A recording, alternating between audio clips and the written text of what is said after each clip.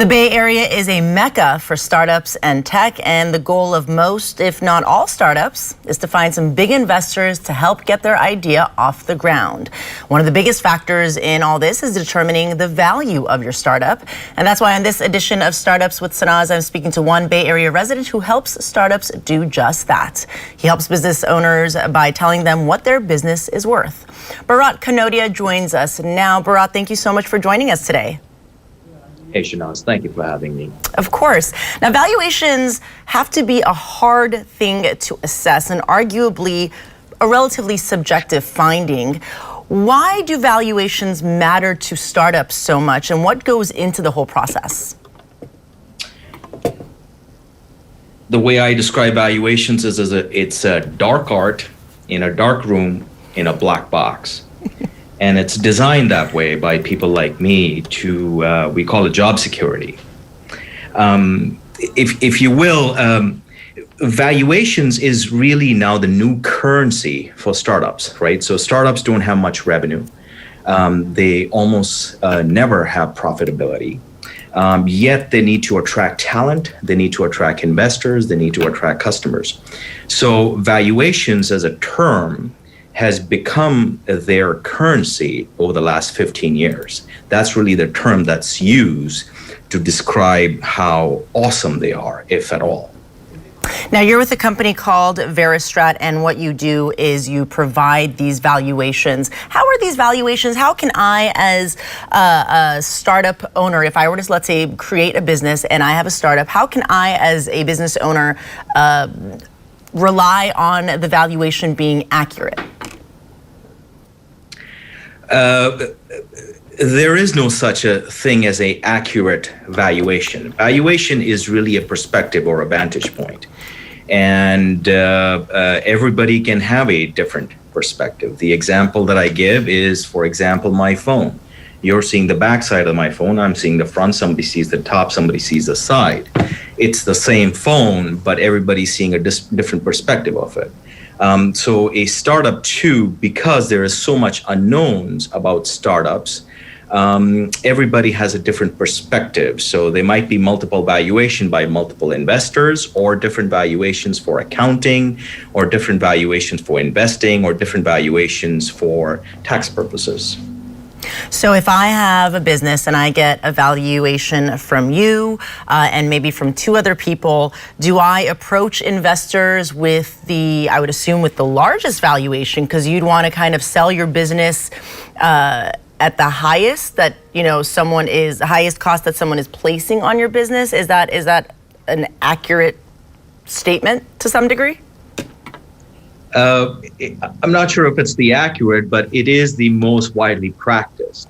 So the clients that I end up helping is, I'll give you an example. Say, for example, they have two offers or two term sheets one is from Sequoia Capital at, say, 50 million, and one is from Enrique.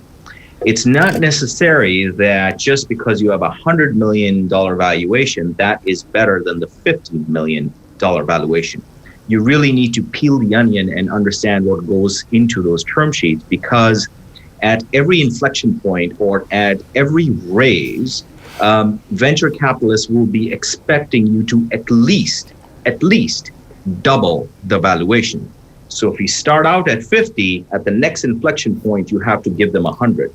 If you start at 100, at the next inflection point, you have to give them 200. So you have to be careful. So it does go beyond just the number that is presented. You really do have to read what they call the fine print to see what you're basically committing your startup to by accepting that large amount of money.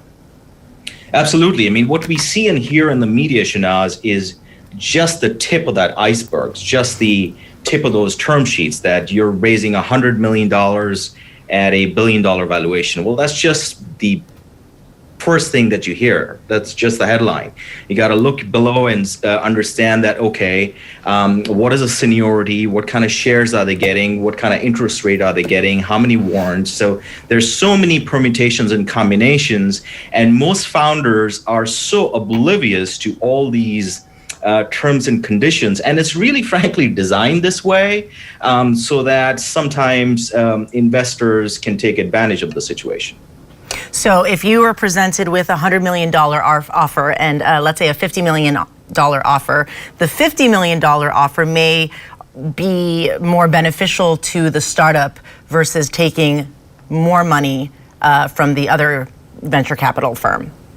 Potentially. That could be, I mean, depending on what's in the terms, it could kind of, the cookie could crumble that way.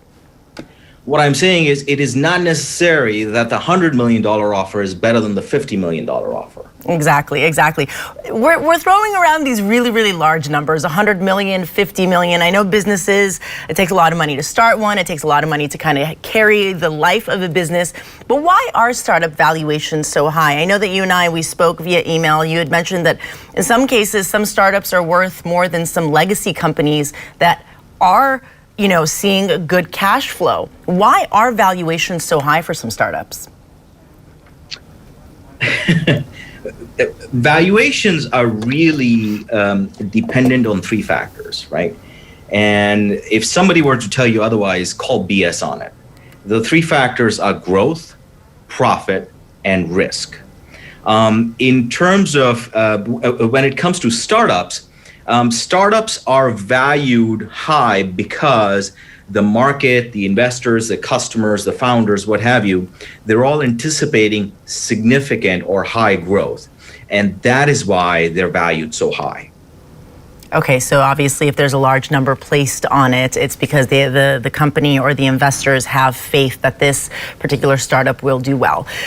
Are there any specific things? I know venture capital companies all operate differently, but are there, I guess, a series of core things that venture capitalists kind of look for before investing in a startup or maybe placing value in a company? Yeah, and you know, these things are more simple than people anticipate. People start looking for venture capital and they expect that, you know, they would be looking for this, or they'd be looking for these certain KPIs. But the fact is very different. First is venture capitalists are looking to invest in a founder, in the person. Money is always given to a person. So the founder has to be likable, relatable, and that is most important because she has to hire people, she has to retain people, she has to find more investors, she has to work with people. The second most important thing is traction. Venture capitalists don't like to invest in companies that are pre-revenue. They want to invest in companies that have a proven proof of concept. So say, for example, if you go to a venture capital and say, I have zero revenue versus if you say I have a revenue of 300,000, guess which one would be looked upon favorably? 300,000, because their risk is less. Third is at every inflection point, venture capitalists want to double their money. So at every valuation or every raise, they want to at least double their money. So they're always doing a back of the envelope calculation that, okay, which bet, if you will, is going to double my money the fastest and in the most short way. Okay, so it really does go beyond just having a good idea and putting it into motion. There's so many different variables, and it really, as you mentioned, starts off with the person at the head of the company, the person that's going to be reaching out to these companies, that's going to be reaching out to the public. You really do have to have a person that is relatable, likable, and one that is good with something as basic as human interaction and interpersonal skills to kind of, because a lot of times it has to do with trust as well. You have to trust the person in which you're investing hundreds of millions of dollars into. Absolutely. If you think about it, right? I mean, venture capitalists are not looking for any collateral, unlike the bank. They don't have a house as a collateral. So they're really just giving you money based on you, on your credibility. Frankly, the idea is secondary. I mean, ideas are dime a dozen, right? Everybody comes up with a new idea every day, and all the ideas are great. It's not the idea, it's the execution of that idea. And to execute, you need somebody who's credible, who has a track record of delivering. If they've delivered in the past, there's a high chance that they can deliver in the future. I think that goes without saying. That's an applicable theory, I think, for a lot of things in life. How can a founder maximize their company's valuation? At the end of the day, venture capital companies are comprised of people. Everyone is different. I'd like to think that these companies have a diverse group of partners and associates, and they all come together. But you really do have to win the heart, if you will, of at least one good one. So how can a founder maximize their company's valuation and their ability or the chances of having a favorable investment? Well, you really are looking for that secret sauce, aren't you? Yeah, I really am. First thing is you need to have a product or a service which has a market or a pre-existing demand. Many a times in venture capitalists, in venture capital, founders have a solution and they're looking for a problem, which is putting the cart before the horse. That's not the way you want to go. Find a void and try to fill it. Simple. Second is you want to invest in a company, or venture capitalists or angels or what have you. They want to invest in a company that have a recurring revenue model. As in like SaaS companies, you're getting paid on a monthly or a weekly or a daily or a quarterly or a yearly basis, no matter what. It's almost like collecting rent. That means that money is going to keep making money. That company is going to keep making money no matter what, as long as they don't screw things up. Thirdly, and most founders don't realize this, that recruiting is very important. A founder can only do so much, but a good founder is great at attracting and retaining talent. If she can do that, it really helps, because running a startup is an uphill battle, and you want good people around you. And really, frankly, the biggest secret is, and most founders don't know this, you got to look at your venture capitalists or your investors as your partners. They want to help you. So, as I said, at every inflection point, they want to double their money. Just ask them, what do you need to see happen so that you can double the money next inflection point? They know the KPIs they're expecting. They will tell you, just ask. Well, that was going to lead me to my next question. You go into these meetings and it's like going into a job interview. You do want to go in prepared. So what questions should founders ask venture capital firms when they go to meet them, or they're talking to them via email or phone or whatnot, when they're trying to negotiate their term sheets? One question, so I've been in many of these meetings, and most times founders are just thankful to be there, or they're just, they're just always playing defense. Bad idea. They should be asking venture capitalists on the investment team just as many questions as the investment team is asking them. So they should be asking questions like, what experience do you have in scaling a company like this? How can your network, right? At the end of the day, you are worth your network. How can your network or your other portfolio companies can help my company grow? These are some very important questions that founders should be asking. There are many people in this town with a lot of money, but you want to work with people who are going to stick by you, because when things do go south, and they always do at some point or the other, you want people who are going to stand by you. I think that is a very, very important thing to keep in mind, because it does come down to the amount of money that they give you. But you're right, it's not just the money. You have to have, it becomes a team effort at that point. Now, Bharat, this is a personal question. How did you get involved in valuations in this area of the startup world? Oh, Sanaz, being a young boy growing up in India, I would look at the stars and dream about coming to America and becoming an appraiser. No, it all really happened by accident. It was my first job out of college, and it turns out I was half good at it, and I stuck with it. Hi, I'm Bharat Kanodia.